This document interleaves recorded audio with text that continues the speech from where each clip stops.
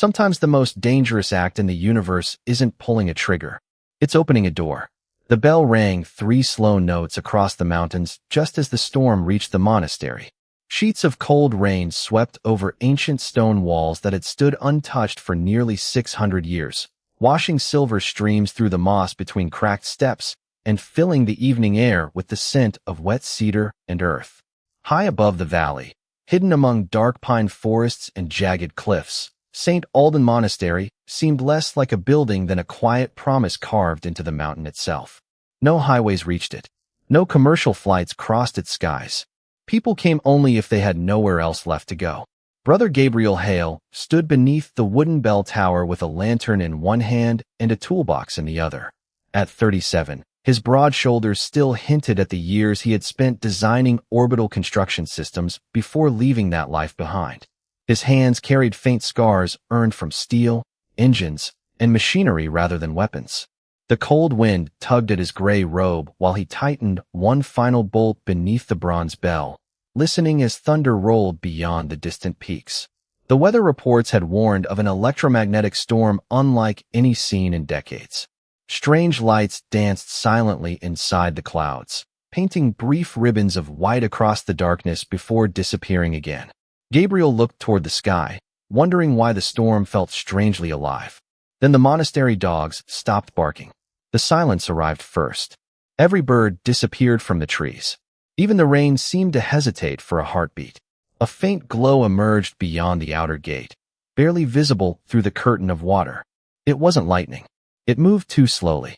Gabriel lowered the lantern and walked toward the entrance, each step echoing softly against ancient stone. The wooden gate stood half-hidden beneath climbing ivy, its heavy beams polished by generations of careful hands. Something rested against it. At first he thought it was fallen cloth blown uphill by the wind. Then the figure shifted. A woman lay motionless beside the gate, one hand still touching the weathered wood, as if she had spent her last strength reaching it. Her long silver-blonde hair clung to the rain, reflecting flashes of distant light. Her pale skin carried a soft pearl-like glow beneath the storm, not unnatural enough to seem impossible, only unfamiliar in a way Gabriel couldn't explain. Her face was striking yet calm, with features that felt almost human until her eyes opened for the briefest moment. Their irises shimmered with delicate rings that caught the lantern light, like distant galaxies reflected in frozen water. She wore no armor that Gabriel recognized. Her fitted white and graphite travel suit flowed seamlessly around her body, woven from materials that seemed to absorb rain without becoming wet. Tiny lines of dim light traveled beneath the fabric before fading again. Around one wrist rested a thin metallic band engraved with symbols unlike any language on Earth. She tried to stand. Her strength failed. She lowered her head without speaking. Gabriel noticed no anger in her expression, only exhaustion so deep it seemed older than the storm itself. Behind him, the monastery bell rang once more. Other monks hurried across the courtyard, their footsteps growing louder with every second. One of them stopped suddenly after seeing the stranger. Another whispered, almost afraid to breathe, "Brother Gabriel." He never looked away from the woman. The mountain felt impossibly quiet. The storm waited above them. And before anyone could ask who she was, Gabriel placed the lantern beside the gate, removed his heavy wool cloak, gently wrapped it around her trembling shoulders, and reached for the ancient wooden door. Brother Matthew was the first to reach the gate. Rain streamed from the edge of his hood as he stared at the stranger wrapped in Gabriel's cloak, then lifted his eyes toward Gabriel with quiet disbelief. "Do you know who she is?" he asked. Gabriel shook his head once. "No." "Then why are you opening the door?" Gabriel glanced at the woman. She had lowered her gaze again, breathing slowly as though every breath demanded careful effort. Water dripped from the silver strands of her hair onto the ancient stone, beneath her feet. "Because she came here," Gabriel answered. No one spoke for several long seconds. The storm continued to rumble beyond the cliffs, but inside the monastery walls the silence felt even heavier. Brother Thomas, the oldest monk among them, stepped forward with measured calm. His lined face showed neither fear nor anger, only years of practiced patience. He studied the unfamiliar traveler carefully without invading her space. "Can you understand us?" he asked gently. The woman lifted her eyes. Those unusual rings within her irises reflected the lantern light with impossible precision. She hesitated before speaking, as though translating every word inside her mind. "Yes," she said softly. Her voice carried a faint musical cadence unlike any accent Gabriel had ever heard. "I understand enough." Brother Thomas nodded. "Do you need help?" She looked away before answering. "If I remain outside, I will not survive the night." She offered nothing more. No explanation. No request beyond the simple truth. Gabriel noticed something then. She never pleaded. She never reached for sympathy. She merely accepted whatever decision would come next. Brother Matthew folded his arms. "We should notify the authorities." Another monk quietly agreed. "The emergency networks will eventually reconnect after the storm. Someone will know who she is." Gabriel looked toward the valley below. Every communication tower had disappeared beneath thick clouds, their signal lights extinguished by the electromagnetic interference. For now, the monastery stood completely isolated from the rest of the world. Brother Thomas closed his eyes for a brief moment before speaking. "Our rule has remained unchanged for centuries. Anyone seeking shelter from the storm receives shelter first. Questions come after sunrise." No one argued with him. The tradition was older than every person standing in the courtyard. Gabriel extended his hand toward the stranger, not demanding trust, only offering balance across the slippery stones. She studied his hand with visible uncertainty.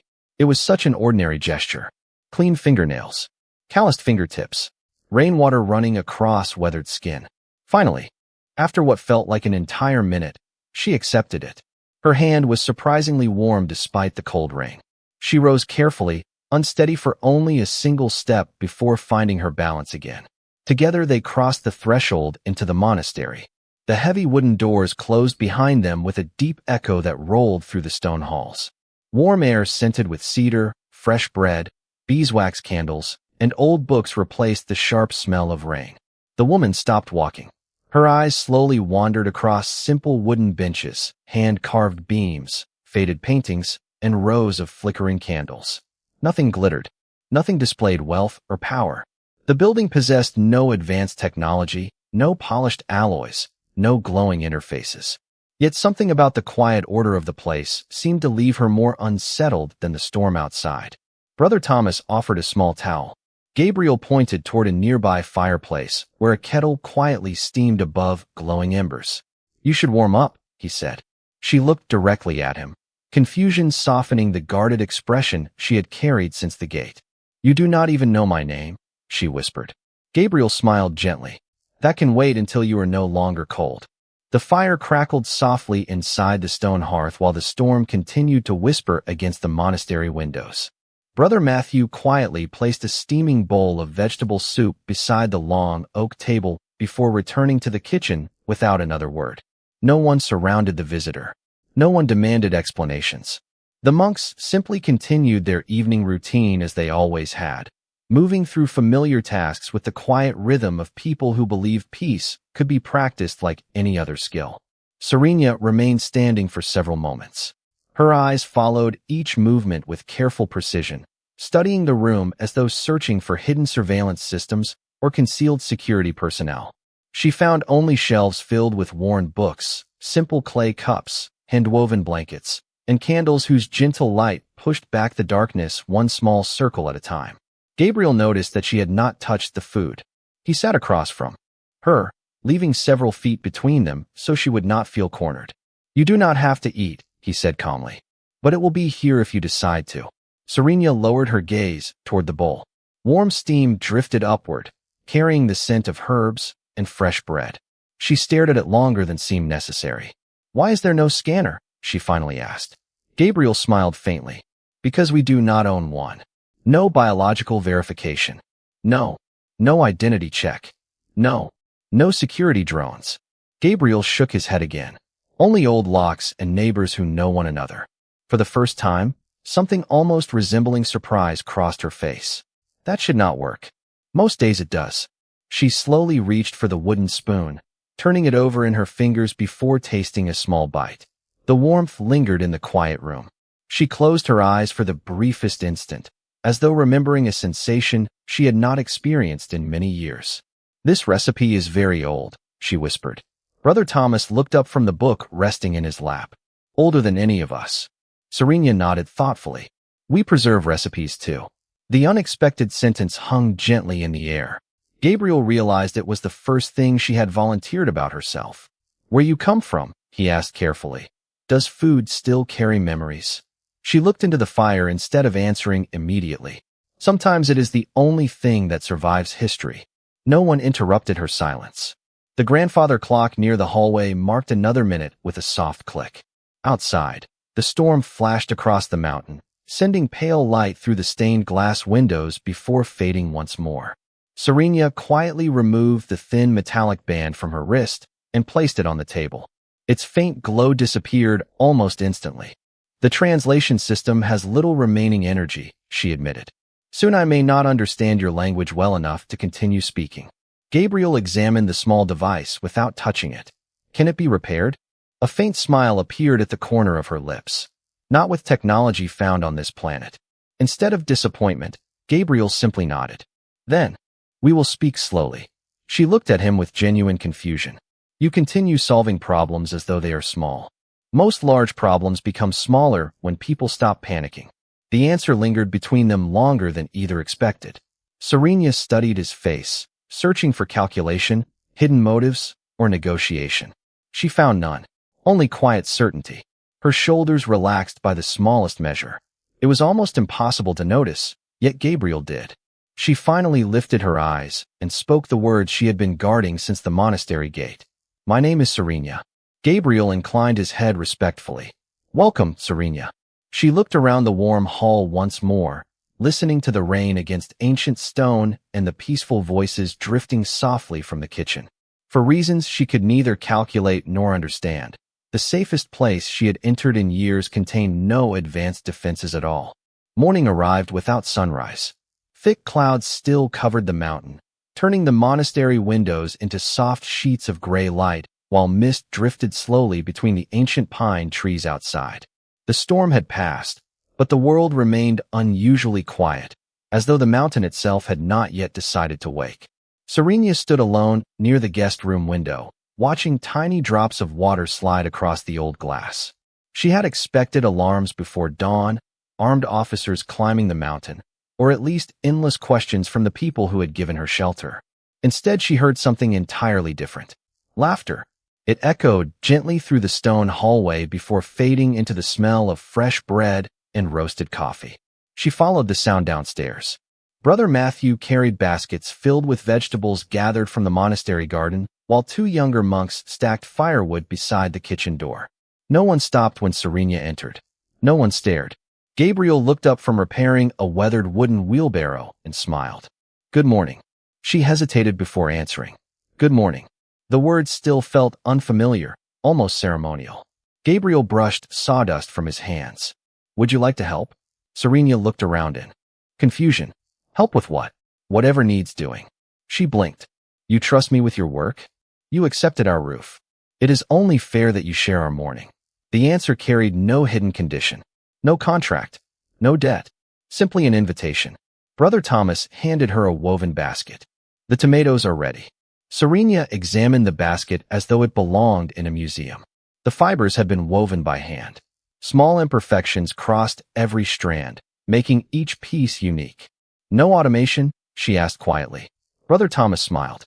Our hands still remember what machines forgot. They walked together into the garden where rows of vegetables stretched between stone paths still glistening with rain. Bees floated lazily from flower to flower, while cool mountain air carried the scent of damp soil and rosemary. Serena knelt beside a vine exactly as Brother Thomas demonstrated. She reached toward a bright red tomato with careful precision. Not that one. Gabriel called gently from a few yards away. She paused. Why? It needs another day.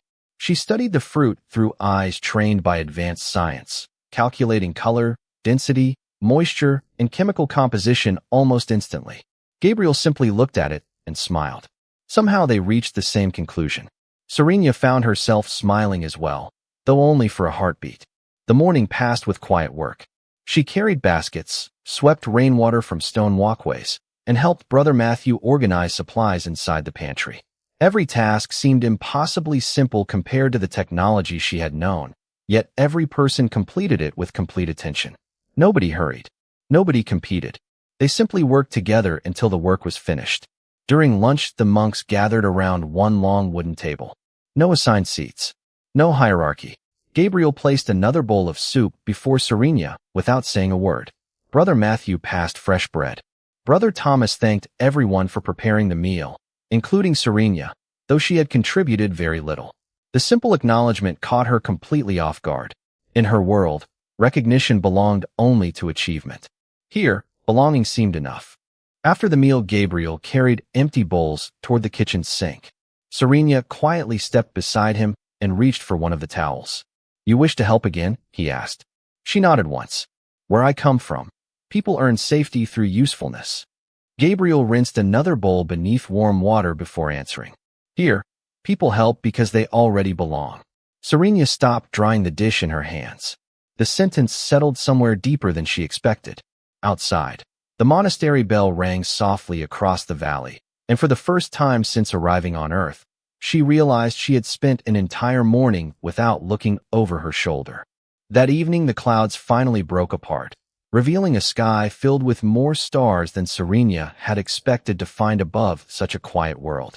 Cool mountain air drifted through the monastery courtyard, carrying the scent of pine, damp stone, and the faint sweetness of blooming lavender planted along the old pathways. The storm had washed every surface clean. Moonlight rested gently across the slate roofs, and the bronze bell tower reflected a soft silver glow against the darkness. Gabriel stood beneath the bell with a small wooden ladder beside him, tightening a weathered support beam that had loosened during the storm. Every few moments he paused, listening to the old structure answer with a familiar creak before making another careful adjustment. He noticed footsteps behind him without turning around. Serenia approached quietly, her white and graphite travel suit now covered by the simple wool cloak the monastery had lent her. In the pale light, she appeared almost weightless, as though the night itself had chosen to walk beside the ancient walls. She looked up toward the bell. "It is older than your nation," she observed. Gabriel smiled. "Older than many nations." She tilted her head slightly. "Why repair it instead of replacing it?" He rested his wrench against the wooden platform. "Because it still knows how to sing." Serenia considered the answer longer than the question deserved. In her civilization, efficiency had always replaced sentiment. Machines were exchanged the moment something newer appeared. Nothing was kept simply because it carried memories. Gabriel climbed down from the ladder and gently pushed the bell. A deep, warm tone rolled across the valley, fading into the endless forest below. Neither of them spoke until the final echo disappeared into the mountains. Serenia finally broke the silence. "Your people build slowly." Gabriel nodded. "Usually. Your technology advances slowly. Sometimes." She folded her hands together beneath the cloak. "Yet your civilization has survived." Gabriel looked toward the distant horizon where the stars stretched beyond imagination. Perhaps not everything worth building can be measured by speed. They walked together along the stone path, circling the monastery gardens. Crickets filled the silence between their footsteps while candlelight glowed softly behind stained glass windows. Serenia watched the monks through the glass as they read, repaired clothing, prepared tomorrow's bread, and laughed over stories that needed no translation. "They are not pretending," she said almost to herself. "No," Gabriel replied. "This is simply who they are." She stopped beside an old cedar tree whose roots had cracked the surrounding stones over many generations. Her fingertips brushed the rough bark with surprising gentleness. "Where I come from, every conversation has purpose. Every meeting has strategy. Every kindness creates obligation." Gabriel leaned against the low stone wall. "That sounds exhausting." A quiet laugh escaped Serenia before she could stop it. The sound surprised both of them. It was soft, genuine, and wonderfully ordinary. She lowered her eyes, almost embarrassed by it. "I cannot remember the last time I laughed." Gabriel did not ask why. He simply accepted the moment as it was. The mountain breeze stirred the branches overhead, scattering tiny drops of leftover rain that sparkled briefly in the moonlight before disappearing into the grass. Serenia looked toward the sky where unfamiliar constellations slowly turned above Earth. "Your world is smaller than mine," she whispered. yet somehow it feels larger. Gabriel followed her gaze. Maybe because people still have room here for one another. She did not answer immediately. Instead, she watched the monastery lights glowing against the darkness, realizing she no longer viewed the stone walls as a hiding place. For the first time and longer than she wished to remember, they felt something far more dangerous to a person who had spent years running. They felt like home. The following afternoon arrived wrapped in brilliant sunlight, as though the mountain had completely forgotten the violence of the storm. Golden light spilled across the monastery courtyard, warming the weathered stones while birds returned to the cedar branches with cheerful songs that echoed through the valley. Brother Matthew tended the vegetable garden. Brother Thomas repaired a stack of aging books beneath the shade of the cloister. Gabriel worked beside the old water wheel at the edge of the stream, replacing a worn wooden bearing that had served faithfully for decades. Serena knelt nearby, carefully sorting smooth river stones that would stabilize the narrow irrigation channel. She had learned the work quickly. More importantly, she had learned to enjoy its quiet rhythm. The stream murmured softly between polished rocks until an unfamiliar vibration interrupted the sound. It was almost too low for human ears to notice. Serena froze instantly. Her hand stopped inches above the water. Every trace of calm disappeared from her expression. Gabriel noticed the change before he heard anything himself. "What is it?" he asked quietly. Serena slowly lifted her eyes toward the southern sky. "They found me." At first, Gabriel saw nothing except drifting white clouds.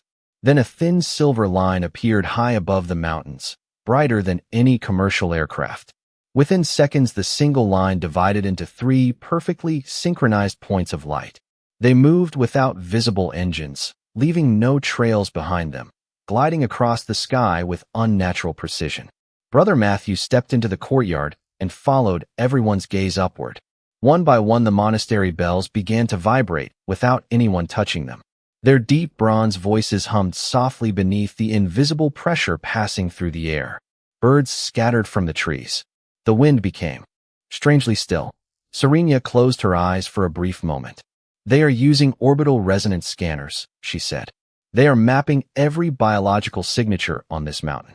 Brother Thomas slowly closed the book in his hands. "Will they find you?" Serena answered with painful honesty. "Yes." No one spoke after that.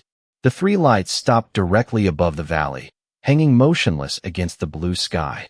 A few moments later, every window inside the monastery brightened with pale white light, although no projector could be seen. A calm voice filled the courtyard, perfectly translated into English. It carried no anger and no urgency, only absolute confidence. "Attention! This sanctuary is now under lawful observation by the Interstellar Authority. We are searching for one individual identified as Serena. Harboring a registered fugitive violates Galactic Accord 7. Cooperate voluntarily and no further action will be required." The message ended. Silence returned. Even the stream seemed quieter than before. Serena lowered her head. "I am sorry," she whispered. "I should have left before they arrived." Gabriel looked toward the hovering lights, then back at Serena. Would they have stopped searching? She did not answer. Her silence was enough. Brother Matthew folded his hands and sighed his sleeves. "If she walks outside, they take her." Brother Thomas nodded thoughtfully.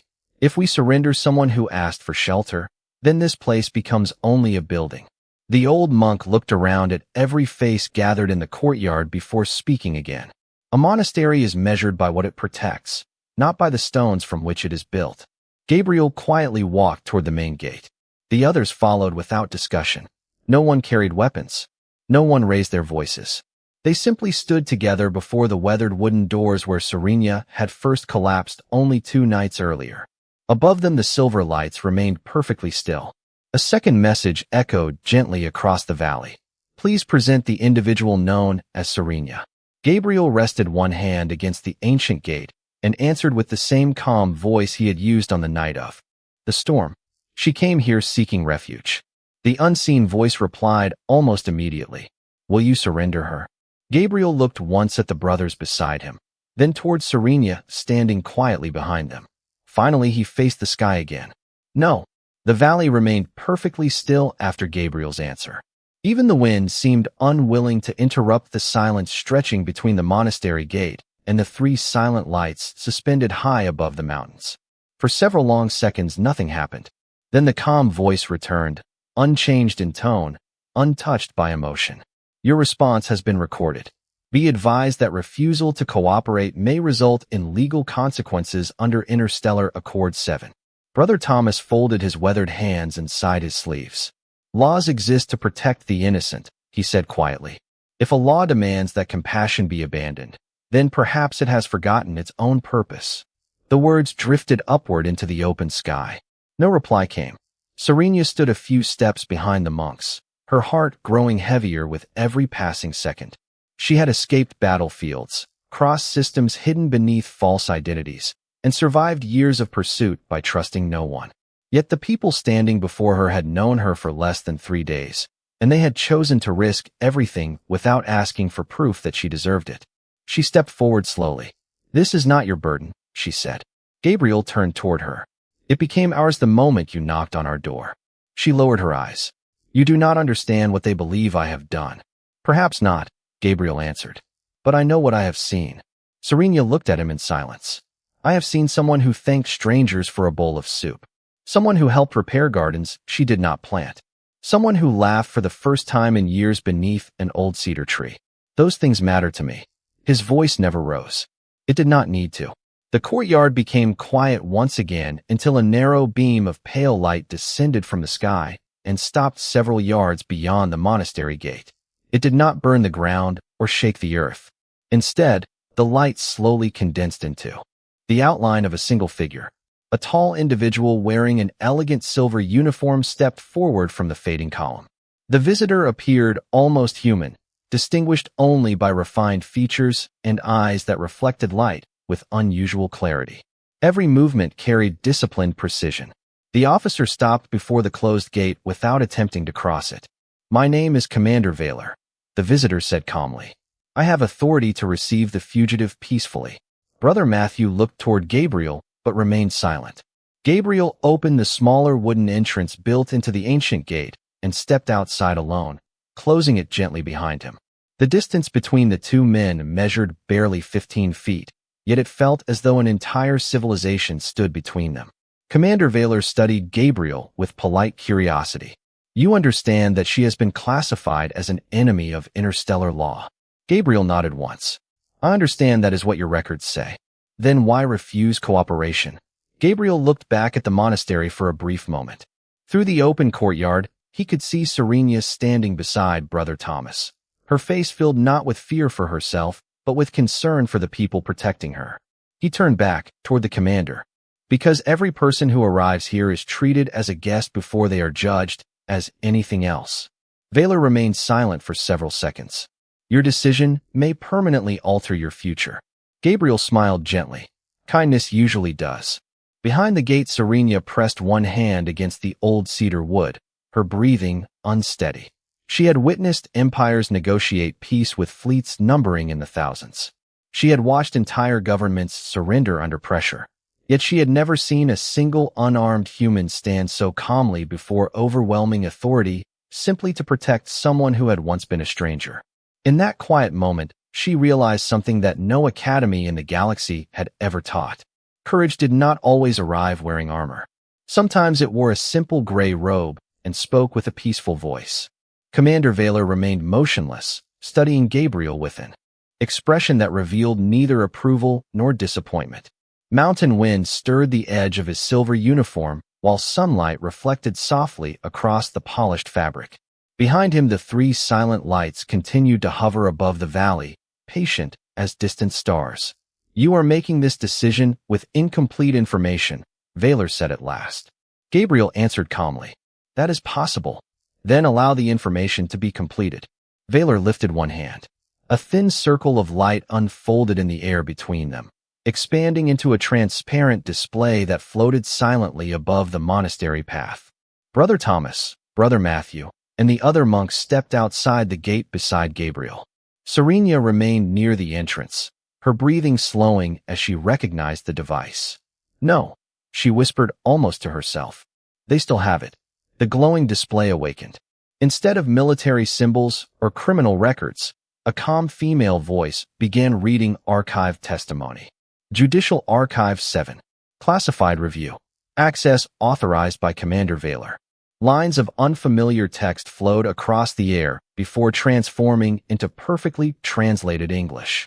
The valley became so quiet that every word seemed to echo against the surrounding mountains. Subject Serenia, Senior Scientific Director assigned to Project Horizon. Gabriel glanced toward Serenia. She closed her eyes.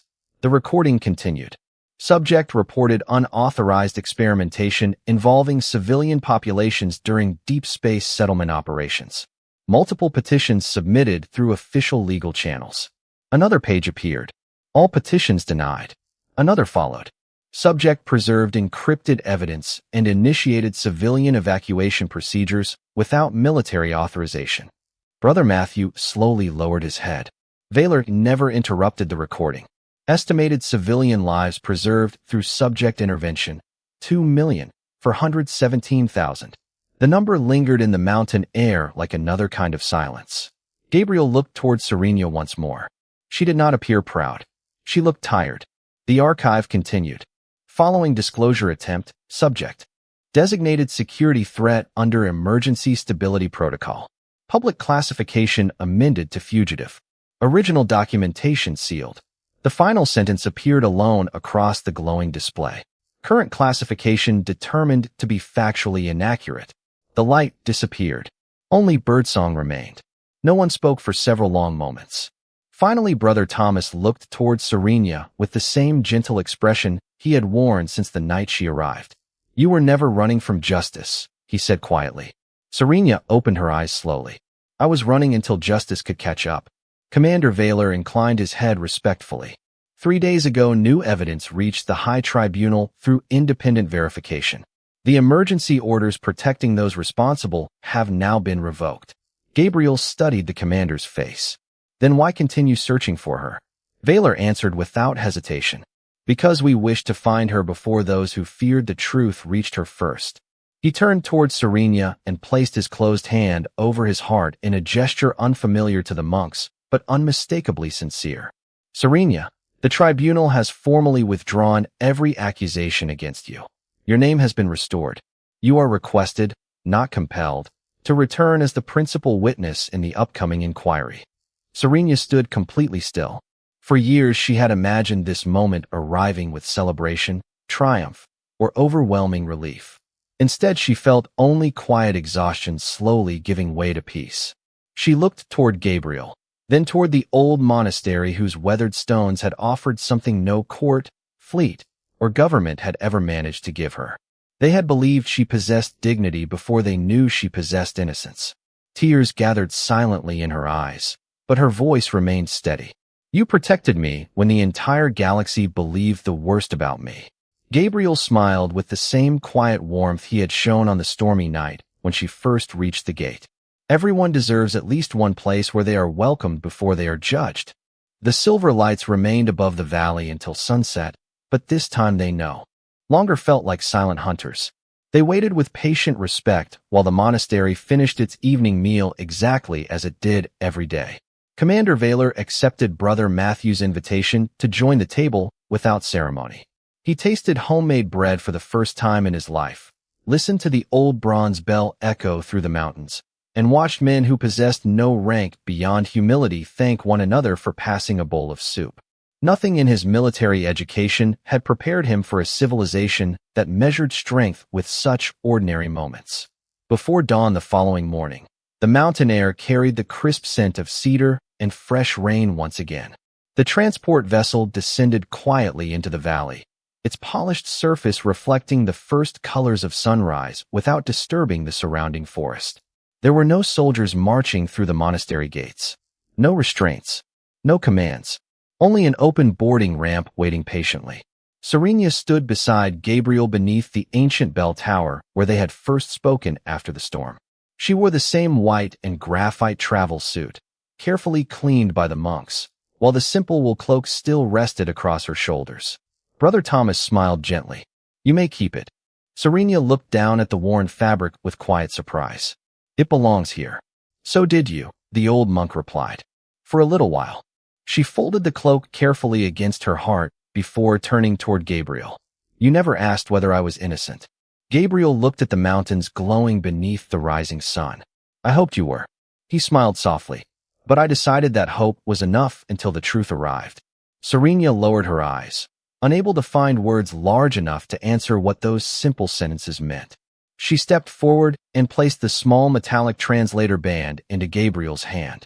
This has recorded every conversation since the night I arrived. Gabriel looked at the quiet device. Why give it to me? Because the tribunal requested evidence explaining why I disappeared. A faint smile warmed her face.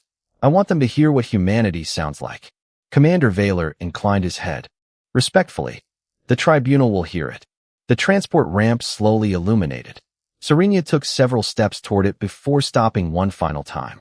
She turned back to the stone buildings, the gardens, the weathered bell tower, and the men who had chosen compassion before certainty. Then she removed the monastery cloak from her shoulders and carefully folded it over the wooden gate, where Gabriel had first found her on that storm-filled night. Someone else may need it, she whispered. Gabriel rested one hand upon the old wood beside the folded cloak. Then the next traveler will not arrive alone. Serenia smiled, stepped aboard the waiting vessel, and disappeared into the quiet light without looking back again. The transport lifted gently above the valley before vanishing beyond the clouds, leaving only the familiar sound of the monastery bell rolling across the mountains.